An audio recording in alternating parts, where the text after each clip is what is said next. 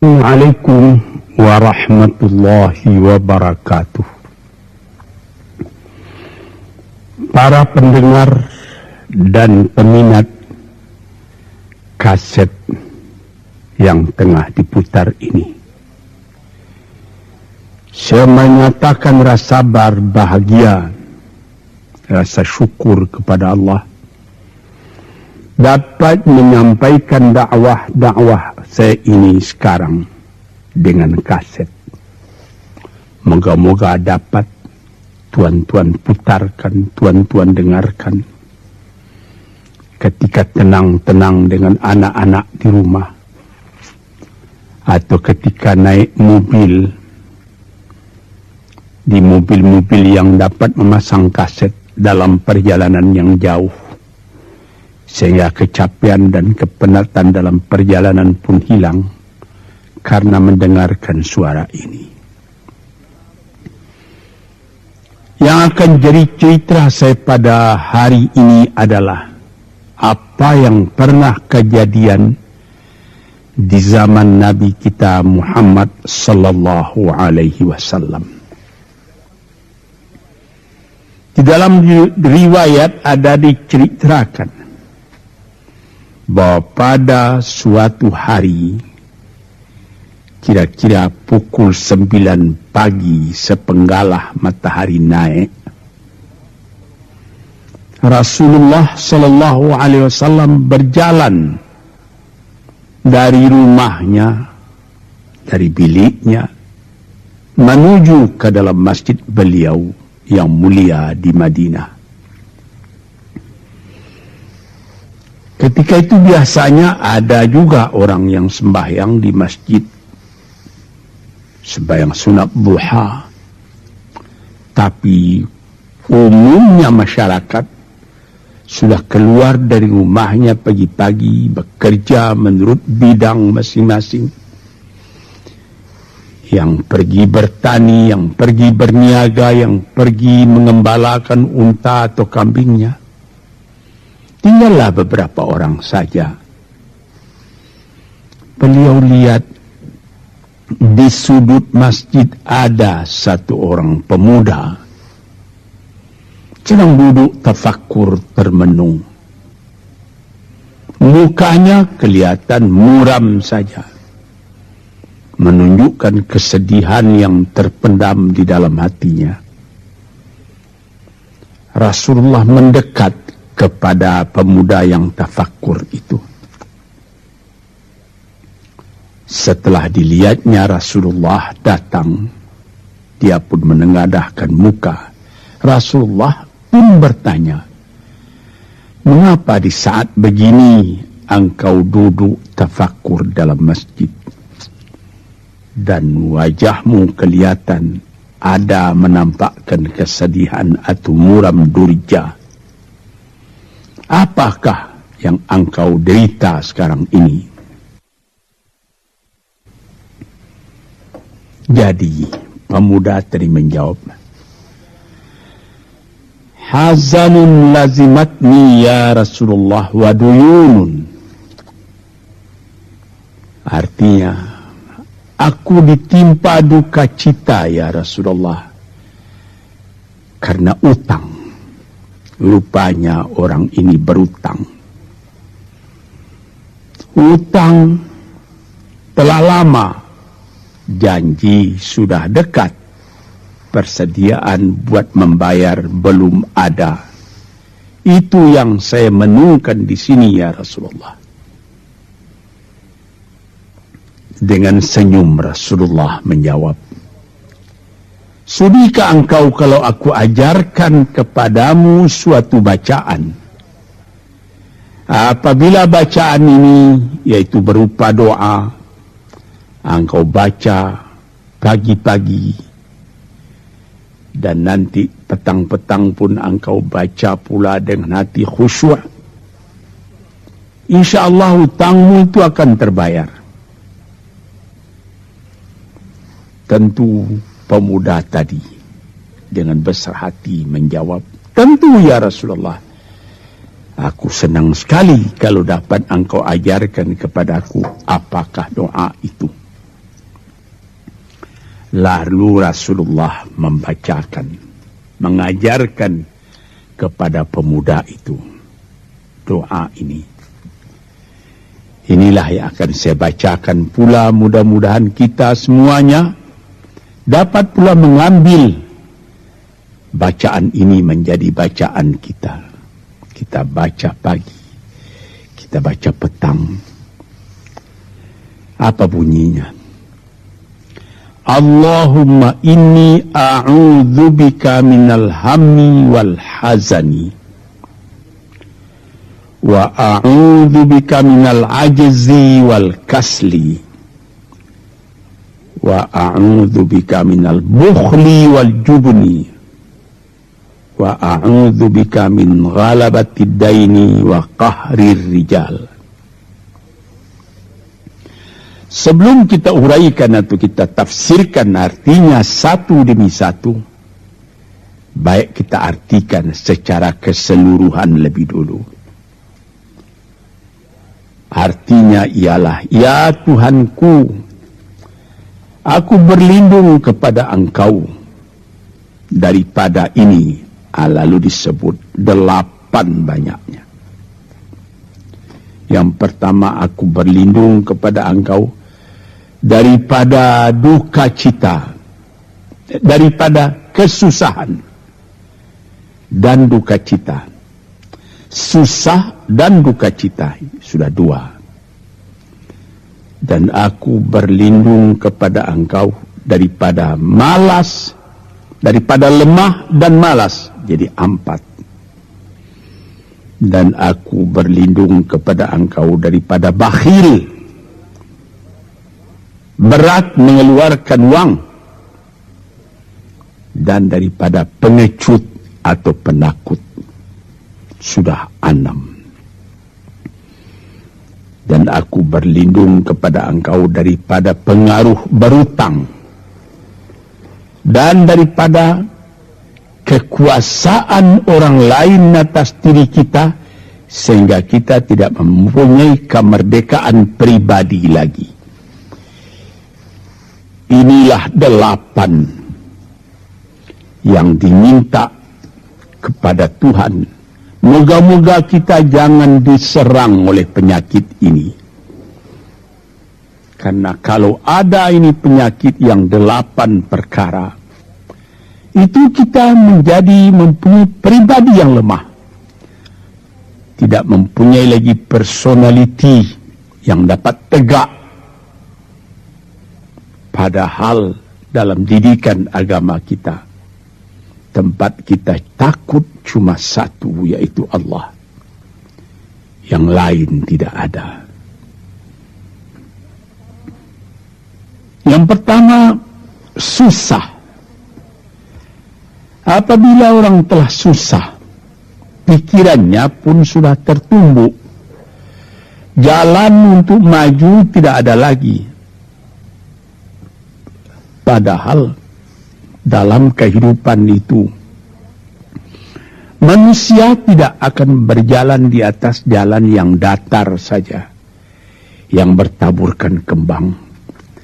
Kehidupan itu mendaki, menurun, melereng, berenang, melawiti ombak dan gelombang. Itu pasti dalam hidup. Apa yang disusahkan? Kusut, tak ada kusut yang tidak selesai. Keruh, tak ada keruh yang tidak jernih.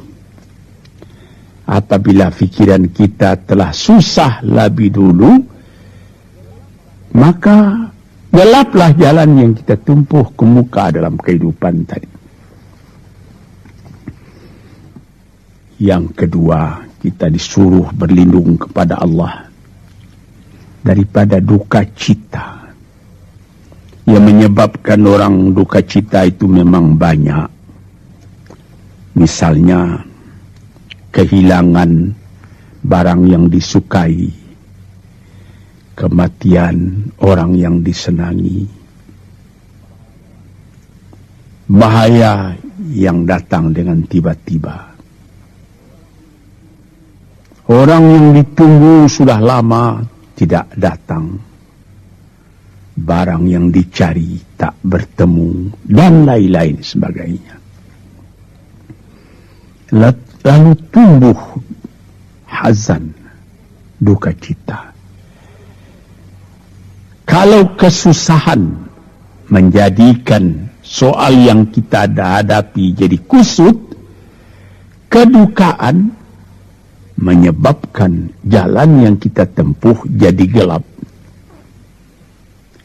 Nah, ini dua hal yang bisa menghambat, menjadi rintangan bagi manusia di dalam kehidupannya. Lalu yang ketiga, aku berlindung kepada Engkau ya Allah minal ajaz. Lemah. Lemah apa? Lemah fikiran. Tidak ada energi lagi. Tidak ada inisiatif lagi. Menyerah saja. Lemah.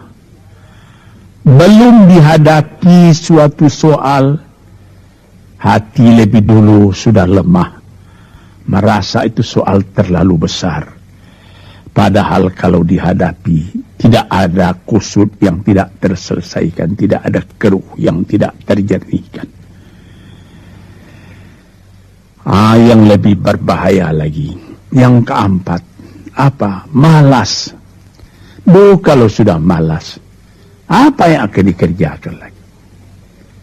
Kita duduk saja termenung-menung dalam kemalasan. Lalu angan-angan banyak, cita-cita mati. Angan-angan hendak terbang, padahal sayap tidak ada. Angan-angan hendak mempunyai ini, hendak mempunyai itu, hendak mempunyai Mercedes-Benz, hendak mempunyai rumah besar. Tapi ikhtiar tidak ada. Sebab itu ada pepatah dari orang tua-tua kita di zaman dulu. Dikatakannya, mati, ini di zaman penjajahan dulu ini. Mati Belanda karena pangkat, katanya. Mati Cina karena kaya, katanya. Mati Keling karena makanan, katanya. Mati Melayu atau Indonesia karena angan-angan. Ini dia. Angan-angan karena malas saja, berangan-angan. Tapi malas. Jadi tidak jadi. Dan itu membentuk juga kepada diri kita. Orang pemalas itu jalannya lunglai saja, matanya muram saja, tak jauh dia memandang. Ini penyakit. Itu 4 penyakit. Lantas dikatakannya lagi yang nomor 5 dan nomor 6. Wa a'udzubika minal bukhli wal jubni. Dan aku berlindung kepada Engkau daripada bakhil dan pengecut. Ini lebih berbahaya lagi. Dikumpul-kumpulnya harta banyak-banyak. Maksudnya tadi hendak menguasai harta itu. Lama-lama dengan tidak disadarinya, harta itulah yang menguasai dia. Dia menjadi bakhil. Siang malam tidak ada kesenangan, cuma sibuk cari uang.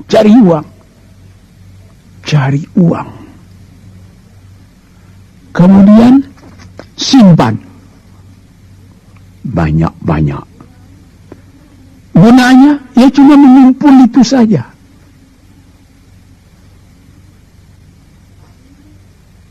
Akhirnya berapa banyaknya orang yang mengumpul harta banyak-banyak, faidahnya tidak didapatnya. Saya ingat cerita dahulu 40 tahun yang lalu ketika saya masih tinggal di kota Medan. Ada satu orang kaya. mengumpul harta. Terkenal dia kaya di Medan, beberapa buah rumah, puluhan rumah yang dipersewakannya. Dan ada lagi harta-harta yang lain. Dia berjalan di jalan raya kota Medan itu dengan jalan kaki pakai payung satu. Padahal orang sudah mulai membeli mobil. Entah Cadillac lah, entah Chevrolet lah. Model-model yang terkenal sebelum perang. Anaknya mengambil faidah dari kekayaan ayahnya. Dia beli mobil dengan uang ayahnya. Lalu orang bertanya, Tuan, anak Tuan sudah naik mobil, Tuan masih jalan kaki. Apa jawab si bakhil tadi? Saya anak orang miskin, anak saya anak orang kaya, katanya. Nah, inilah orang yang bukan lagi mencari harta buat menguasai harta itu, tetapi dia mencari harta buat dikuasai oleh harta itu. Yang nomor 6 lebih jahat lagi, apa? Jubun, pengecut. Pengecut ini menjadikan separuh dari kehidupan manusia menjadi gagal. Ada pepatah orang, kalau engkau berniaga atau berusaha, meskipun modalmu tadinya tidak ada, asal engkau berani, itulah modal utama dalam hidup. Sesuai dengan pepatah Melayu atau pepatah Indonesia lama, dia katakan,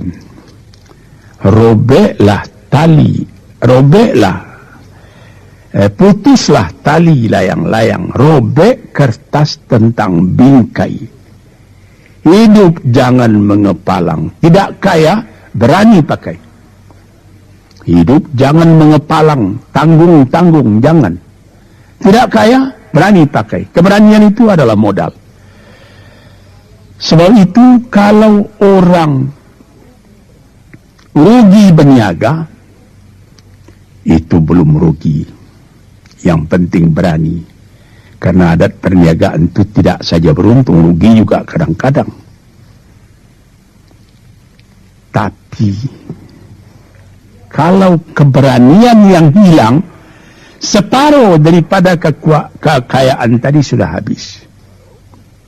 Walaupun masih banyak ada, tapi keberanian tidak ada, separuh sudah habis.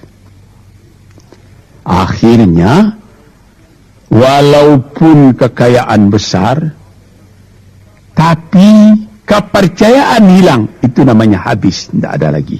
Walaupun berjuta yang tinggal dalam tangan, tapi orang tidak percaya. Apa lagi artinya? Sebab itu yang pertama sekali modal itu keberanian menghadapi hidup.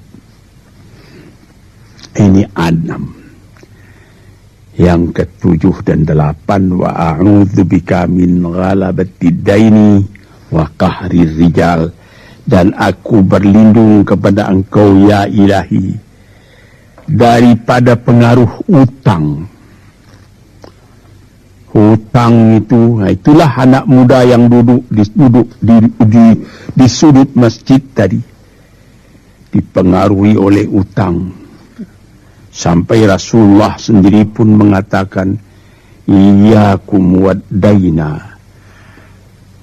Jagalah, supaya kalau sedapat-dapatnya jangan sampai berutang. Tapi ini bisa juga berutang kalau keberanian tidak ada, dan berani itu membuka jalan buat mencari bayarnya. Tetapi kalau pengecut, berutang lagi, itu payah buat membayar.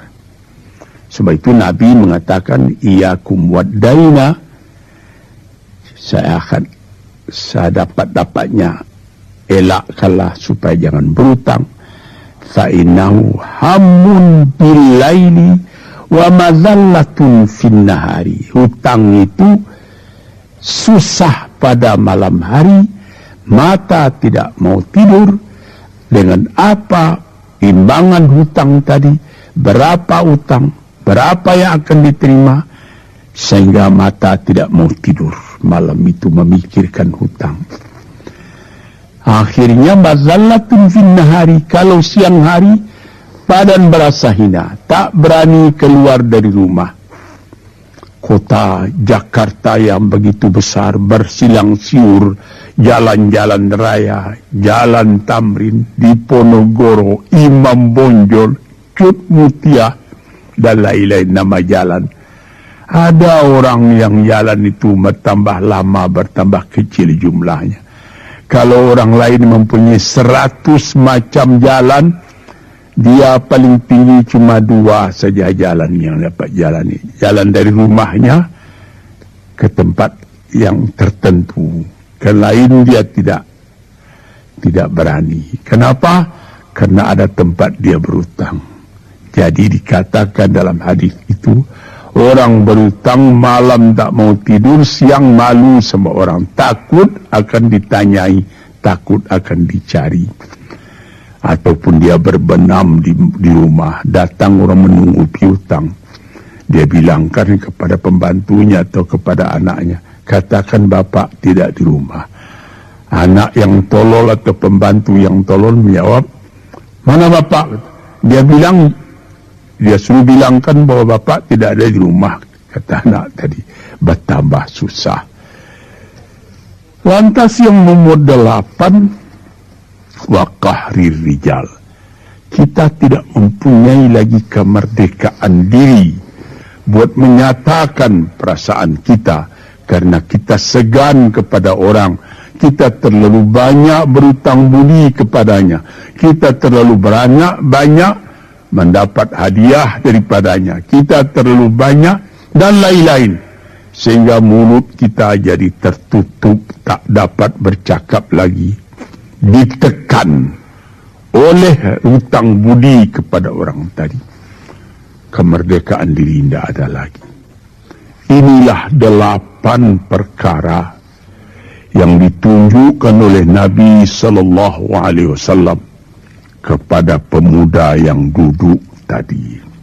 Dapatlah kita mengambil pedoman dalam kehidupan kita sendiri, bahwa yang amat penting lebih dahulu ialah kemerdekaan jiwa.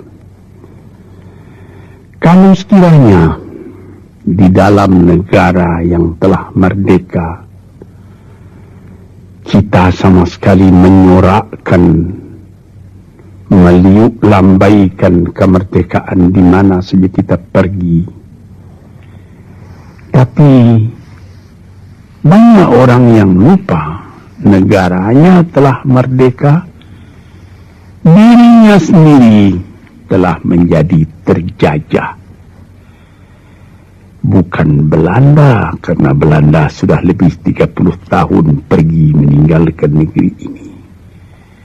Dan bukan bangsa yang lain, tapi penjajahan yang datang daripada sifat-sifat yang lemah yang kita katakan tadi. Kesusahan. Kalau kesusahan kita perturutkan, jalan yang kita tempuh menjadi buntu. Kita tak tahu lagi kemana akan pergi. Susah. Pagi susah, malam susah. Sehingga kusut benang itu tak tahu lagi jalan keluar. Padahal pangkal dari kesusahan itu bukan dari luar, tapi dalam jiwa kita sendiri, dalam dada kita sendiri. Yang kedua, dikatakan duka cita. Saya teringat kepada satu pantun Melayu atau pantun Indonesia. Dikatakannya, kalau berpiduk jangan bermenung, kalau bermenung riak pun tiba. Kalau duduk jangan termenung. Kalau termenung hati pun iba. Kalau hati sudah iba, jalan tertumbuk. Sampai ada juga pepatah nenek moyang kita, hati yang marah mendorongkan, hati yang hibah menjauhkan. Sebab itu, haruslah kita bersedia membesarkan jiwa kita sendiri. Marfu'ar ra's, maufurul kiramah. Kepala terangkat, harga diri dijaga. Itu.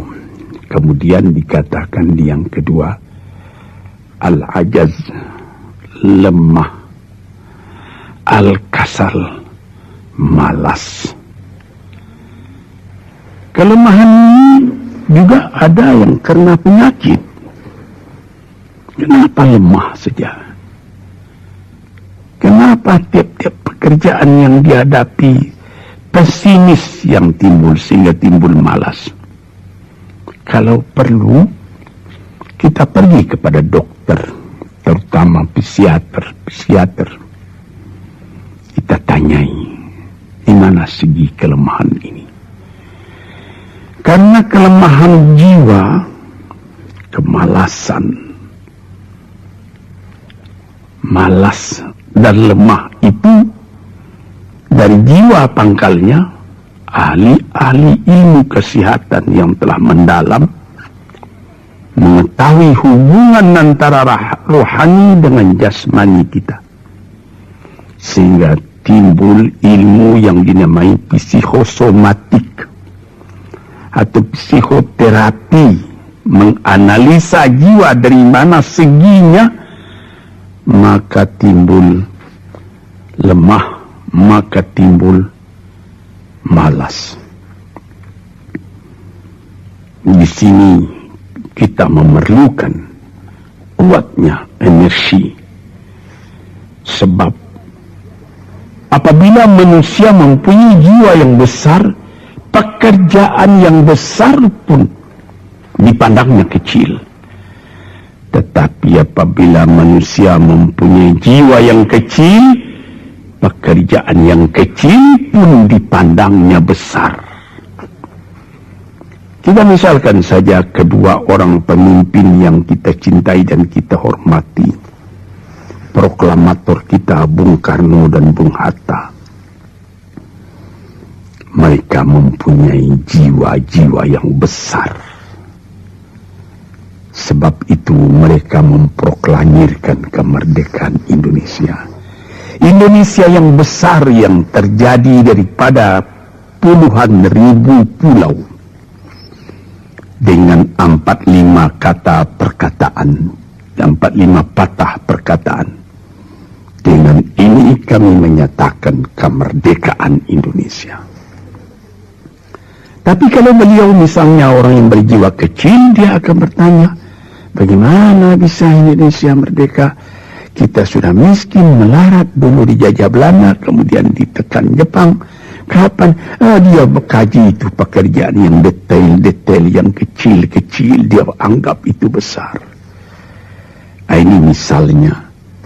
Maka orang-orang yang ajaz, yang lemah, atau yang kasar, yang pengecut, yang pemalas, tidak dapat mengerjakan pekerjaan yang besar-besar.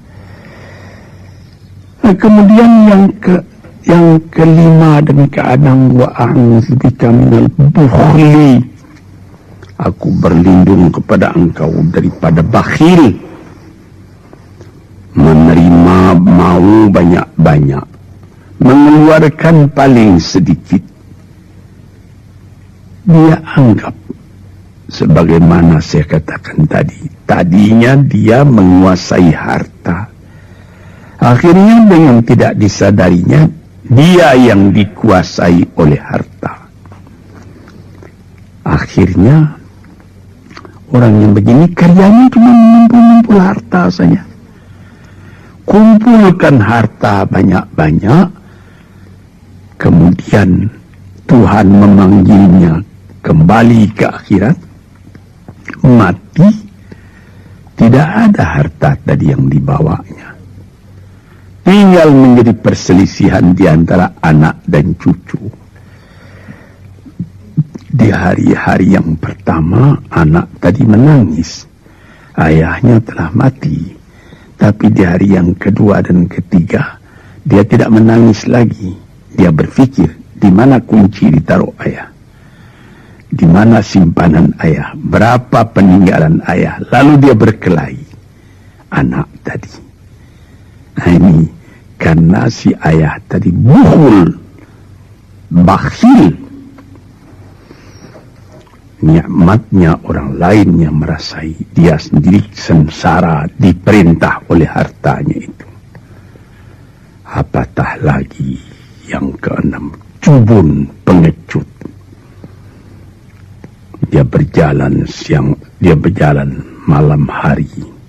Kelihatannya olehnya pohon kayu bergerak-gerak. Disangkanya itu hantu. Dia lari terus, bertambah lari, bertambah takut. Akhirnya dia pingsan karena sudah lari itu. Dia tidak ada apa-apa oleh orang yang berani. Ini orang yang gagal di dalam perjalanan hidupnya. Karena penakutnya, karena pengecutnya itu. Padahal di dalam keterangan agama sendiri, orang-orang yang beriman kepada Allah dikatakan la tahinu wa la ta'zanu wa antumul a'launa in kuntum mu'minin. Jangan engkau merasa lemah, jangan engkau merasa duka cita, jangan engkau merasa pengecut. Engkau tinggi kalau engkau beriman kepada Allah Subhanahu wa ta'ala. Dengan iman kepada Allah Ta'ala itu kita melihat alam dalam keindahannya, dalam kekecilannya. Yang besar cuma Allah. Kita tidak takut karena tidak ada satu bahaya yang akan menimpa kepada diri kita kalau tidak Tuhan yang menentukan. Ini pokok tuan-tuan para pendengar kaset yang saya muliakan. Kemudian di nomor 7 dikatakan kita berlindung kepada Allah daripada pengaruh hutang. Alangkah kecilnya jiwa orang apabila dia telah berutang kepada orang lain. Dibikin janji tanggal sekian akan dibayar, tanggalnya sudah dekat, persediaan belum ada, lalu timbul kecil jiwa sekali lagi. Apatah lagi qahri rijal yang nomor 8. Yang ke-8 sebagaimana telah kita uraikan tadi ialah qahri rijal, pengaruh orang lain kepada diri kita sendiri, sehingga kita tidak berani lagi menyebut kebenaran, tidak berani lagi mengatakan yang hak. Lidah telah tertutup, mulut telah penuh dengan air sehingga tidak dapat dibuka lagi. Segan, kita sudah terlalu banyak berutang budi kepada orang. Walaupun sudah jelas perbuatan orang itu salah misalnya, kita tidak berani lagi menegur. Dengan demikian timbullah di dalam masyarakat apa yang disebut dalam bahasa Arab munafik, yaitu lain di mulut, lain di hati. Hati mengatakan perbuatan orang ini salah, tapi mulut mengatakan bagaimana pikiran saya, bagaimana pendapat pengakuan sekarang tentang perbuatan saya ini. Baik Bapak, ini bagus Bapak, itu sudah betul Bapak. Padahal tidak. Ini kecelakaan yang nomor 8. Kita minta kepada Allah supaya kita dilepaskan dari pengaruh-pengaruh orang, pengaruh manusia, sehingga kita tidak berani lagi menyebut apa yang benar itu. Padahal di dalam hadis dikatakan qulil haqq walau kana murran. Katakan yang benar itu walaupun pahit sekalipun. Ini murah menyebutnya, tetapi kalau jiwa sudah tertekan, tidak berani menyebutnya lagi. Para pengikut kaset yang tercinta, itulah 8 perkara diperingatkan, dituliskan, diajarkan, disuruh hafal oleh Nabi kepada pemuda yang beliau dapati termenung duduk seorang diri tadi. Dengan patuh dia turuti kehendak Nabi, dia baca itu tiap pagi, dia baca itu tiap sore, dia pahamkan apa isinya. Lalu timbul energi baru dalam dirinya, semangat yang baru. Langit pun kelihatan cerah, bintang pun kelihatan berkelap-kelip, matahari pun kelihatan bercahaya, dan dia sudah melihat kehidupan ini dengan mata yang terang. Kemudian dia bertemu dengan Nabi. Ya Rasulullah, saya mengucapkan terima kasih. Penyakit-penyakit tak ada pada saya lagi. Utang saya sudah terbayar. Dan saya akan memulai hidup yang baru. Inilah jawab dari pemuda tadi. Dan inilah jadi pedoman pula bagi kita kaum muslimin. Kalau kita terjadi pada diri kita beberapa hal, salah satu dari yang 8 perkara itu, baca doa ini pagi, baca doa ini petang, lalu berusaha, jangan cuma berdoa, berusaha, berdoa dan berusaha. Allah akan membukakan kepada kita pintu rahmatnya, memberikan nikmatnya yang berlipat ganda, sehingga segala sesuatu yang di kiri kanan kita menjadi kekayaan, menjadi inspirasi buat maju ke depan di dalam kehidupan ini. Bapak-bapak, saudara-saudara pendengar kaset yang saya muliakan, moga-moga pengaruh dari hadis ini, daripada doa ini, masuk ke dalam diri saudara, dan saudara menjadi orang muslim dan merdeka yang sejati. Sekianlah pandangan saya, moga-moga ada manfaatnya bagi para pendengar dan peminat kaset yang tercinta. Assalamualaikum warahmatullahi wabarakatuh.